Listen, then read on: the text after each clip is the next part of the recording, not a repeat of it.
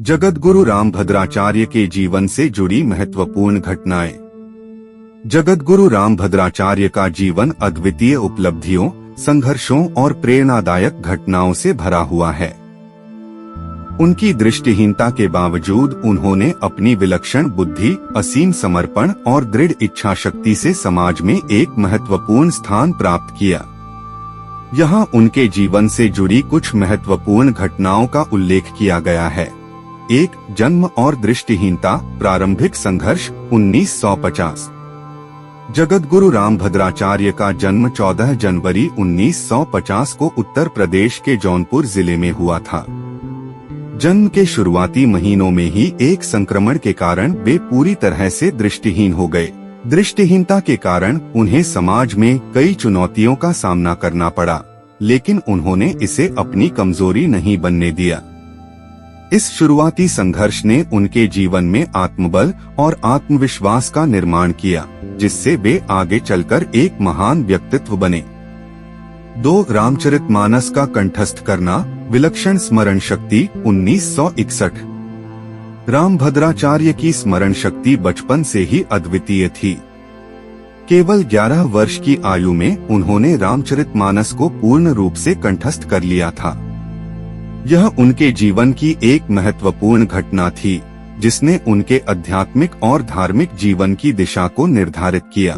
रामचरितमानस का गहन अध्ययन और कंठस्थ करना उनके आध्यात्मिक जीवन में एक मील का पत्थर साबित हुआ और उनके राम भक्ति के मार्ग को दृढ़ किया। 3. गुरु दीक्षा और आध्यात्मिक मार्ग का चयन 1967। 1967 में रामभद्राचार्य ने तुलसी पीठाधीश्वर स्वामी रामप्रकाशाचार्य से दीक्षा ली और आधिकारिक रूप से रामभद्राचार्य नाम धारण किया। यह घटना उनके जीवन में आध्यात्मिक जागृति का प्रमुख बिंदु थी। दीक्षा के बाद उन्होंने अपने गुरु के मार्गदर्शन में वेदों, शास्त्रों और संस्कृत साहित्य का गहन अध्ययन किया। यह घटना उनके जीवन को एक नई दिशा देने वाली थी, जिसने उन्हें एक आध्यात्मिक गुरु और संत के रूप में स्थापित किया। 4. जगद्गुरु की उपाधि प्राप्त करना 1994। 24 जनवरी 1994 को काशी विद्वत परिषद ने उन्हें जगद्गुरु की प्रतिष्ठित उपाधि से सम्मानित किया। यह घटना उनके जीवन का एक महत्वपूर्ण मोड़ था, जिसने उन्हें एक वैश्विक आध्यात्मिक नेता के रूप में स्थापित किया। इस उपाधि ने उन्हें समाज और धर्म के क्षेत्र में एक नई पहचान दी और उनके धार्मिक कार्यों और योगदान को व्यापक मान्यता मिली। 5. तुलसी पीठ की स्थापना 1987। 1987 में रामभद्राचार्य ने चित्रकूट में तुलसी पीठ की स्थापना की। यह पीठ भगवान राम और तुलसीदास जी के साहित्य और विचारों को समर्पित है। यह धार्मिक, सांस्कृतिक और सामाजिक सुधार के लिए एक महत्वपूर्ण केंद्र बना। तुलसी पीठ की स्थापना उनके जीवन में एक महत्वपूर्ण घटना थी, जिसने उन्हें एक धार्मिक नेता के रूप में और अधिक प्रतिष्ठा दिलाई। यहाँ से उन्होंने समाज को धर्म और शिक्षा के माध्यम से जागरूक करने का कार्य प्रारंभ किया। 6. जगद्गुरु रामभद्राचार्य विकलांग विश्वविद्यालय की स्थापना 2001। 2001 में रामभद्राचार्य ने जगद्गुरु रामभद्राचार्य विकलांग विश्वविद्यालय की स्थापना की, जो दुनिया का पहला और एकमात्र विश्वविद्यालय है जो विशेष रूप से विकलांग छात्रों के लिए उच्च शिक्षा प्रदान करता है। यह विश्वविद्यालय विशेष रूप से दृष्टिहीन और शारीरिक रूप से विकलांग छात्रों के लिए स्थापित किया गया है। इस विश्वविद्यालय की स्थापना उनके जीवन का एक महत्वपूर्ण मोड़ था, जहां उन्होंने समाज के उपेक्षित और विकलांग वर्गों के लिए एक मजबूत समर्थन प्रणाली बनाई। 7. अयोध्या राम जन्मभूमि आंदोलन में भूमिका 1980 से 1992। जगद्गुरु रामभद्राचार्य ने अयोध्या राम जन्मभूमि आंदोलन में भी महत्वपूर्ण भूमिका निभाई। वे राम मंदिर के निर्माण के लिए सक्रिय रूप से प्रयासरत रहे और इस आंदोलन में अपने धार्मिक और आध्यात्मिक समर्थन के माध्यम से समाज को प्रेरित किया।